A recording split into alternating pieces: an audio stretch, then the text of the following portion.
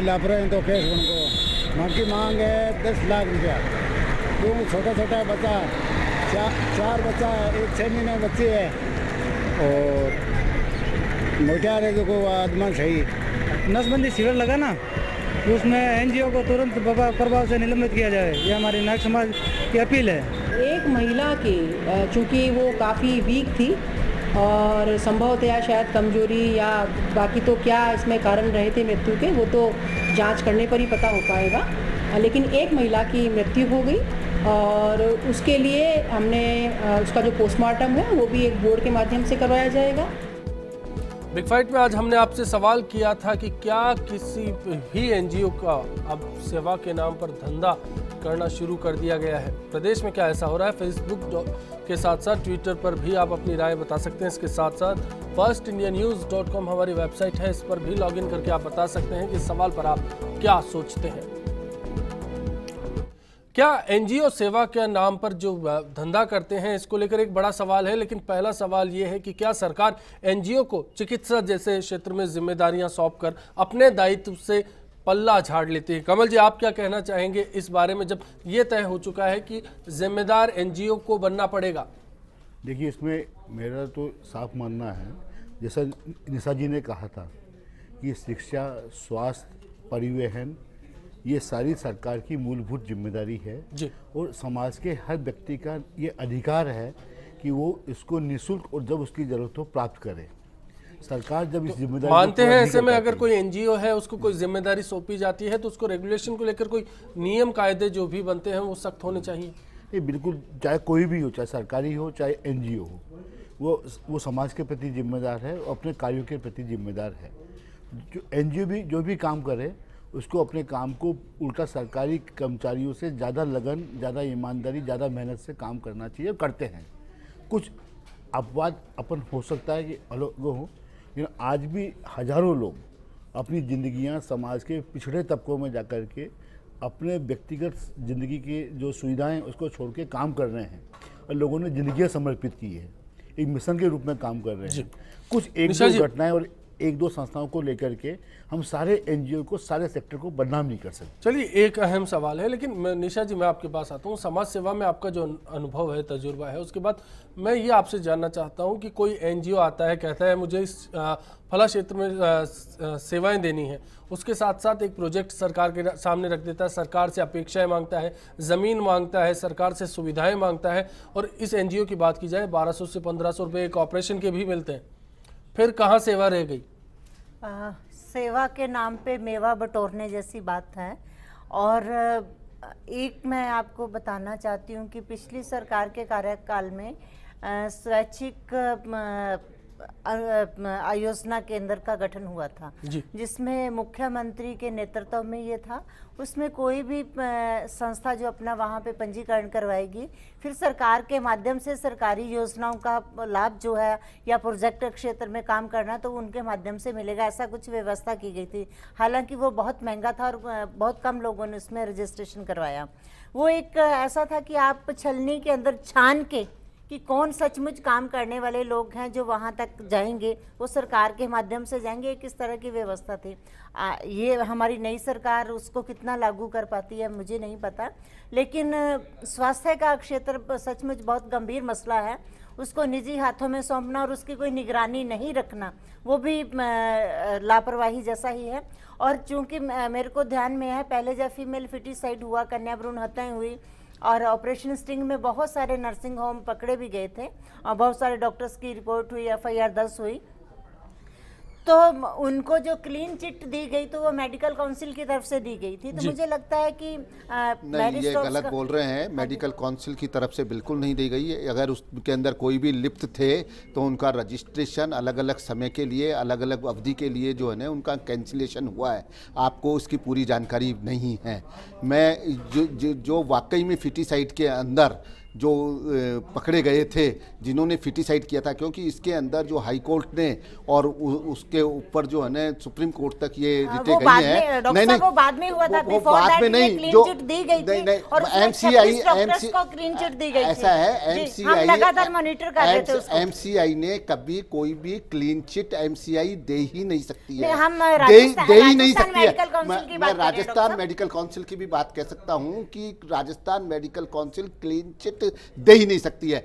Rajasthan medical council के अंदर तो अगर अपन ये देते हैं कि इसने इस प्रकार का कार्य किया है तो उसके अंदर उसको बताना पड़ता है कि ये कार्य किया है कि नहीं किया है। जो अधिकतर केसेज हुए थे वो अधिकतर केसेज एफ फार्म भरने के ऊपर हुए थे, और एफ फार्म भरने के अंदर गवर्नमेंट जो हाई कोर्ट ने और कोर्ट ने जो फैसले दिए उसके अंदर दिए कि अगर उसके अंदर पता पूरा नहीं है तो भी उसके अंदर जो एक्ट के अंदर है वो अपराध बराबर का माना जाता है, वो फिटिसाइड के बराबर ही माना जाता है कि अगर उसने।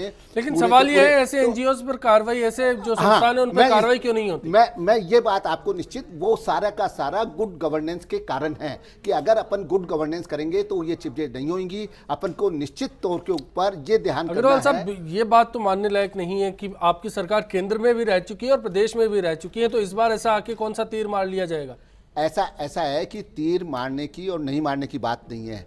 अभी जो आया है वो गुड गवर्नेंस के ऊपर ही आया है। इस प्रकार का पहले कभी भी मैंडेट नहीं आया है जिसके अंदर की जनता ने भ्रष्टाचार, महंगाई और बेरोजगारी के ऊपर अपना मैंडेट दिया हो, और जो ये चाहती हो कि ये तीनों चीज़ें बिल्कुल ख़त्म हो, इसका सॉल्यूशन ढूंढा जाए, और सुशासन जो कि सबसे ज़्यादा आवश्यकता है, और सुशासन से ही हम कोई भी चीज़ को प्राप्त कर सकते हैं। गुड गवर्नेंस रिक्वायर, उसके अंदर ही मॉनिटरिंग आ जाती है। हम व्यक्तियों को, जो भी एनजीओ है, चाहे कोई भी संस्थान है, चाहे प्राइवेट ऑर्गेनाइजेशन है, चाहे गवर्नमेंट ऑर्गेनाइजेशन है, उन सब के अंदर ही गुड गवर्नेंस की आवश्यकता है, मॉनिटरिंग की आवश्यकता है। जो अगर उसके अंदर किसी प्रकार की कोताही बरतता है तो उसको जिम्मेदार बनाने की आवश्यकता है, उसके खिलाफ आवश्यक कार्रवाई करने की आवश्यकता है। कैसे पूरा किया जाएगा? उसकी जवाबदेही सुनिश्चित की जाए। सबसे बड़ी बात जो है, जो अकाउंटेबिलिटी नहीं है उसकी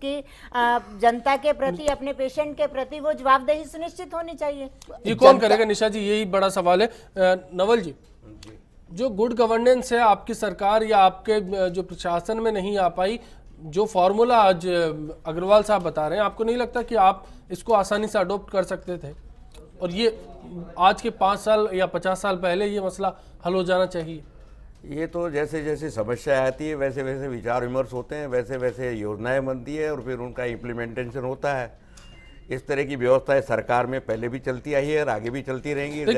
एक मसला था किशनगढ़ में, बीते दिनों एक ऑपरेशन हुआ, आंखों के ऑपरेशन हुए, एक अस्पताल में किए गए, बड़ी तादाद में लोगों ने आंखों की रोशनी गंवा दी वहां पर। उसको लेकर आज तक कोई ठोस कार्रवाई नहीं हुई। जिस संस्था ने ऑपरेशन किए उसने उनको आगे रेफर कर दिया और कहा कि ठीक है इलाज हो जाएगा, उसके बाद खैर खबर तक नहीं उनकी। मैं यही कह रहा हूँ साहब, लीपा पोती से काम नहीं चलेगा। अब देखिए, एक जनरल प्रैक्टिशनर से गलत इंजेक्शन लगने से किसी की मृत्यु हो गई, उसके ऊपर तुरंत कार्रवाई हुई, उसको गिरफ्तार कर लिया गया।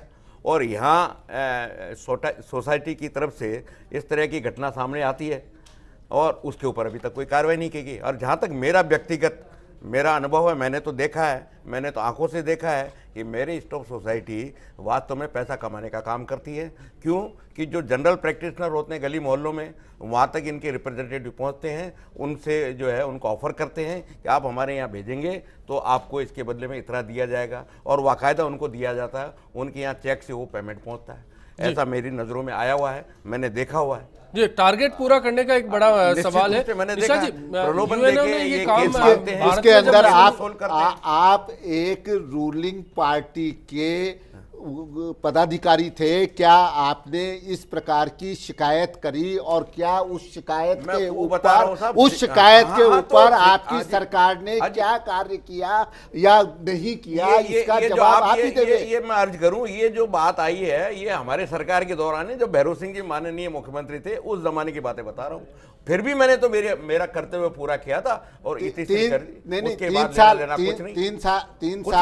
साल के अंदर जो है 3 मोती समझौते हुए हैं या 6 महीने के अंदर हाँ, तो अब बताइए उनके ऊपर कोई कार्रवाई आपने इस प्रकार के कार्य अगर मालूम हुए ऐसा हैं था। तो उसके बाद के अंदर आप इसके बारे में कार्रवाई करते अरे कि साहब, इस तरीके की जो संस्थाएं जिसकी चल रही जानकारी हैं हमारे पास नहीं है तो उस पे क्या अब ये जानकारी आई है तो हम करेंगे कार्रवाई, हम लिख के देंगे। निशा जी, NGO के एक खिलाफ सवाल भी है देंगे, कि सरकार एनजीओ को भी टारगेट पूरे करते हैं, टारगेट के लिए वो सुविधाओं का ख्याल नहीं रखते, एक दिन में जितने ऑपरेशंस करने कर लिए, मौसम को नहीं देखते, तापमान पर नजर नहीं रखते। नागौर में जिन हालात में ये मौत हुई, करीब 46 से 47 डिग्री पारा था, एक टेंट लगा दिया गया और वहां ऑपरेशन कर दिया गया।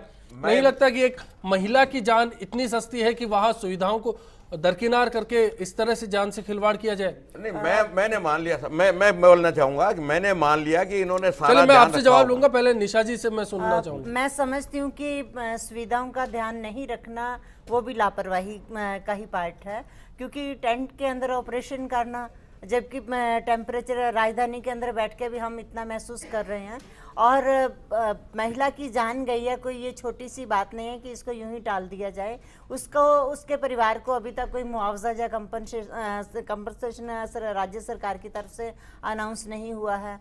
जिला कलेक्टर वो हो गया है, 2 लाख रुपए का मुआवजा दिया जा रहा है, बच्चों को पालनहार योजना में लाया जा रहा है। लेकिन सवाल ये है और कि दूसरा इस तरह के ऑपरेशन देखिए, क्या जब तक इसके बारे के अंदर तथ्यात्मक रिपोर्ट नहीं हो, मैं सुनूंगा जो आपसे पहले। बेसिक स्ट्रक्चर है वो उस संस्था के पास अगर नहीं है तो उसको ऑपरेशन नहीं करने चाहिए, और वो सुविधा या वो स्ट्रक्चर ढांचागत जो सुविधा है वो प्रोवाइड करके ही उनको इस तरह के ऑपरेशंस के अंदर जाना चाहिए था। लेकिन सवाल ये है कि क्या महिलाओं को टारगेट का हिस्सा होना चाहिए क्या? बिल्कुल नहीं, महिलाओं को टारगेट बना के नहीं किया जा सकता। ये उसका निजता का प्रश्न है, उसकी अपनी प्राइवेसी का प्रश्न है, ये उसकी अपनी इच्छा का सम्मान है कि वो क्या चाहती हैं। लेकिन ये ऐसा ना सिर्फ इसमें देखने में आ रहा है, इसके अलावा भी जब नसबंदी शिविर चलते हैं या एक टारगेट किसी सरकार को पूरा करना होता है स्वास्थ्य क्षेत्र में, तो वो गांव का मास्टर है, पटवारी है, ग्राम सेवक है, सेक्रेटरी हैं या आंगनबाड़ी कार्यकर्ता, उनके जिम्मे भी एक टारगेट दिया जाता है कि आप इतने ऑपरेशन तो लेके आएंगे ही। तो वो एक दबाव उनके ऊपर भी रहता है। तो मुझे लगता है इसको दबाव मान के नहीं, इसको स्वेच्छा के आधार पे, और उसमें प्रचार प्रसार होना चाहिए। कैसे पोलियो उन्मूलन हो गया हमारे देश के अंदर, क्योंकि उसको उस तरह से प्रचारित या उसका प्रचार प्रसार किया गया था।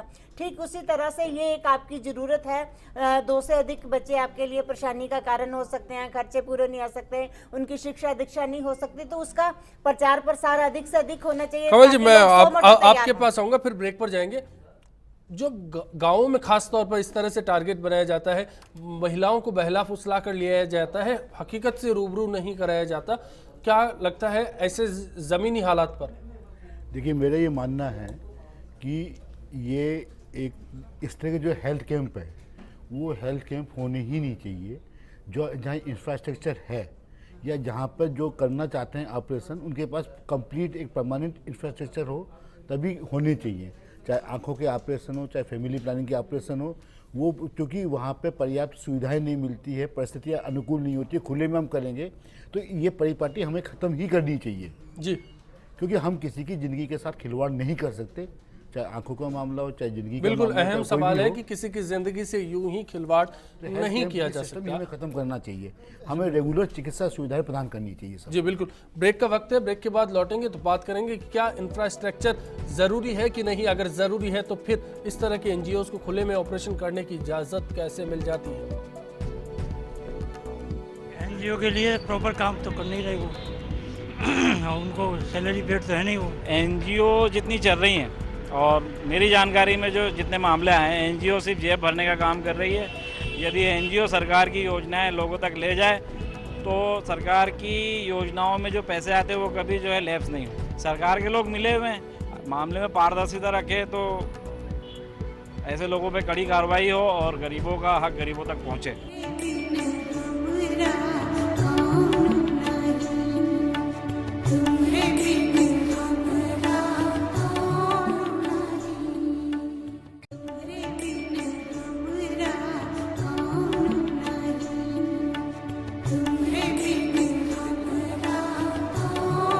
आप स्टेटमेंट देखिए ना उसके दम पर क्या उसकी जिम्मेदारी। और आज हमने बिग फाइट में आपसे सवाल किया था कि क्या प्रदेश में एनजीओ अब सेवा के नाम पर धंधा शुरू कर चुके हैं। इस पर आपकी राय हमें मिली। 68% लोगों को मानना है कि हाँ ऐसा ही किया जा रहा है, जबकि 32% इस बात से इत्तेफाक नहीं रखते।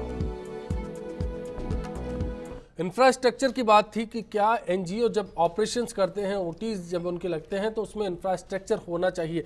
अग्रवाल साहब, मैं आप ही से शुरू करूंगा इस बात के सवाल को लेकर कि जिस तरह के इंफ्रास्ट्रक्चर की बात होती है कि एक अस्पताल में ओटी में एसी भी चाहिए, तमाम तरह की सुविधाएं चाहिए, और एक मोबाइल जो आपकी सर्जिकल यूनिट होती है उसमें उन सब सुविधाओं को इमरजेंसी के केस में दरकिनार किया जाता है। लेकिन इस प्लान्ड वे में क्या कारण है कि वहाँ भी मॉनिटरिंग नहीं होती?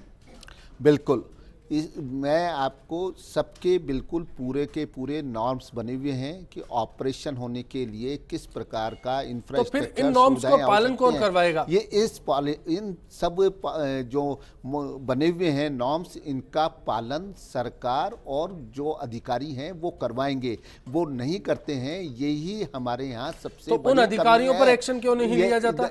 बिल्कुल, अगर ये लिया जाएगा, और यही सुशासन के अंदर एक पॉइंट आता है, ये अभी तक नहीं लिए जा रहे हैं। किस कारण से नहीं लिए जा रहे हैं, उन सबको अब हमारी मानसिकता, आप इस बात से इत्तेफाक रखेंगे कि नहीं कि एनजीओ आज में धन कमाना उनका मकसद होता है, कहीं भी समाज सेवा के नाम से मेवा पा लिया जाए, ये मकसद होता है? मैं इससे पूरी तरीके से जो है ना सहमत नहीं हूँ। मैं इससे आंशिक रूप से सहमत हूँ कि हाँ, निश्चित तौर इस आड़ में ऐसा होता है। नहीं, निश्चित तौर के ऊपर कुछ एनजीओ ऐसे होते हैं, लेकिन बहुत सारे एनजीओ ऐसे हैं जिनके अंदर की ये सब चीज़ें नहीं होती हैं। वो अपना समय देते हैं, लेकिन जो जितना वहाँ पर कंज्यूमर्स के अंदर खर्चा होता है, जो होता है, वो अपन को देना चाहिए। जब भी हम अपनी चिकित्सा सेवाएं हो, चाहे शिक्षा हो, चाहे परिवहन हो, और चाहे जल हो, ये सबके पास पहुंचा सकते हैं। सरकार केवल इकल्ली ये सब चीजें कुछ एनजीओ की बात कर रहे हैं, वो उनकी फहरिस्त आजकल लंबी होती जा रही है और सेवा करने वालों की कम होती जा रही है, और जो मकसद है उससे वो लोग पथ भ्रमित हो रहे हैं। देखिए, ज़्यादातर जो एनजीओज हैं, अधिकांश एनजीओ, मोर देन 90% जो ग्रास रूट पे काम करते हैं, वो बहुत ईमानदारी से, मेहनत से अपना जीवन समर्पण करके लोगों की बेहतर जिंदगी को बनाने के लिए काम करते हैं। पता आपको 90% है। बिल्कुल, ये आज के उदाहरण की बात। ये होंगे साहब, बड़े-बड़े, लेकिन कमल किशोर जी, लेकिन मैं ये बात के लोग मानता हूं ऐसे कि 50% जिनको लेके हम जनरलाइज नहीं कर सकते। 50% से ज्यादा आंकड़ा 50 पर आ गया। मैं निशा जी के पास आऊंगा तो मुझे पक्की उम्मीद है कि वो हकीकत बता पाएंगी ग्राउंड लेवल पे, जो डेप्थ तक काम करने वाले कार्यकर्ताओं में वो भी हैं। निशा जी, आपको क्या लगता है? देखिए, ये बात सच है कि आजकल एनजीओ 50% भी हैं ऐसे। देखिए, मैं अभी किसी आंकड़े में नहीं उलझना चाहती, लेकिन मैं ये जरूर कहना चाहती हूँ, बहुत सारे लोग सिर्फ इसलिए एनजीओ बनाते हैं क्योंकि उनको इनकम टैक्स से बचना होता है। आजकल प्राइवेट कंपनीज ने भी अपने अपने एनजीओ या ट्रस्ट बना लिए हैं।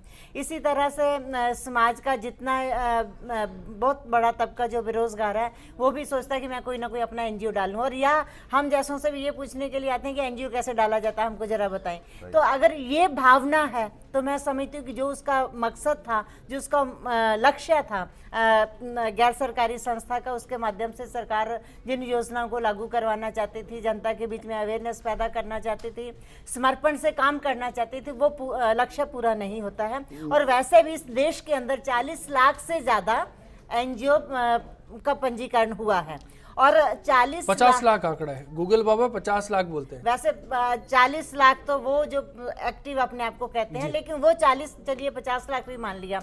अगर वो देश का एक एक गांव भी गोद ले लेंगे तो मुझे लगता है इस मुल्क का भला हो जाएगा, अगर सचमुच इतना ईमानदारी से प्रयास करते हो। नॉन गवर्नमेंट ऑर्गेनाइजेशन का मतलब है कि जो सरकार की योजनाएं हैं, वो सरकारी जो संस्थाएं हैं जो सरकार ने बना रखी हैं, उनके अलावा हम उन योजनाओं को आम आदमी तक पहुंचा पाएं, वो नॉन गवर्नमेंट ऑर्गेनाइजेशन के थ्रू ही पहुंचा सकते हैं। और उसके लिए जो आवश्यक मॉनिटरिंग करनी चाहिए वो सरकार के अधिकारियों को करनी चाहिए, लेकिन वो पूरी की पूरी नहीं हो पाती है। बिल्कुल, मैं इस सवाल पर अब आपके पास आऊंगा, उससे पहले मैं नवल जी आपके पास आना चाहूंगा। मैं आपसे जानना चाहूँगा कि इस पूरे मामले में अगर आज जो मसला हम उठा रहे हैं, अग्रवाल साहब की पार्टी सरकार, हमारी सबकी सरकार है, ये कार्रवाई नहीं करती है, तो क्या विपक्ष के नाते इस मसले को आप उठाएंगे? क्या इस बारे में जो इंसाफ की बात है पीड़ित परिवार को मिल पाएगा आपके जरिए? निश्चित रूप से हम इसके लिए प्रयास करेंगे कि पीड़ित परिवार को उसका उचित लाभ मिले, उसको न्याय मिले, उसके साथ जो है सहानुभूति हम लोग रखते हैं। मगर मैं ये कहना चाहूँगा कि एनजीओज़ को अपनी जिम्मेदारी से भागना नहीं चाहिए। मैरी स्टॉप्स सोसाइटी काफ़ी वर्षों से काम कर रही है और इस तरह अगर हो भी गया, मान लीजिए कई बार अच्छा काम करते करते भी बुरा हो जाता है, मगर जिम्मेदारी से तो नहीं भागा जाता।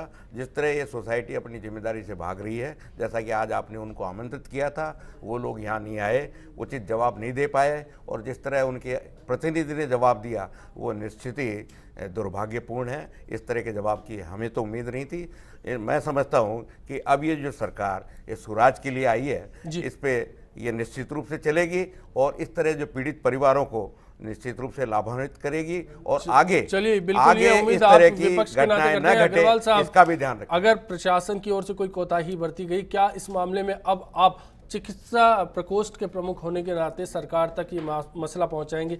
क्या प्रशासन से रिपोर्ट वक्त पर तलब की जाएगी? क्या इंसाफ की उम्मीद की जा सकती है? हमारी मुख्यमंत्री जिस प्रकार से संवेदनशील है और जिस प्रकार से वो शासन वो चलाती संवेदनशीलता तो देख चुके साहब हम 4 दिन में, जो रफ्तार है काम की। आप बताइए आप आगे क्या होगा? आगे निश्चित तौर के ऊपर हम और सरकार दोनों जो भी जिसके लिए जिम्मेदार होगा उसकी जिम्मेदारी के अंदर अगर कोताही बरती गई है तो उसके ऊपर आवश्यक कार्रवाई की जाएगी और आगे से ये नहीं होए इस प्रकार से उसके ऊपर निश्चित तौर के ऊपर ऐसे निर्णय लिए जाएंगे और जिससे कि इस प्रकार की आगे पुनरावृत्ति नहीं हो। इसके लिए मैं आपको पूरा का पूरा विश्वास दिलाता हूं। इस मामले को लेकर मैं आपसे भरोसा चाहूँगा कैमरे पर। बिल्कुल, इस मामले के अंदर हम आपको पूरा का पूरा भरोसा दिलाते हैं और मैं विश्वास पूर्वक कह सकता हूं कि इसके अंदर किसी भी प्रकार की कोताही नहीं बरती जाएगी और न किसी भी प्रकार का मेल मिलाप होगा। चलिए, बिग फाइट लाइव में आज इतना ही। हमारे सभी खास मेहमानों का हम यहाँ शुक्रिया अदा करेंगे। इसके साथ आपको बता दें कि देश और प्रदेश की हर खबर से अपडेट होने के लिए आप firstindianews.com हमारी वेबसाइट है, लॉगिन करके पल पल के अपडेट्स ले सकते हैं। इस खास चर्चा में इतना ही। चलते चलते गीत आपके लिए। नमस्कार।